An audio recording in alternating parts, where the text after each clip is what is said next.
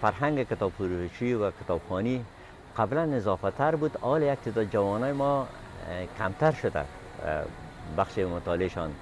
علتش اینمی هست که اضافه تر امی وسایل ارتباط جمعی مثل اینترنت و موبایل اینا را مصروف ساخته به او.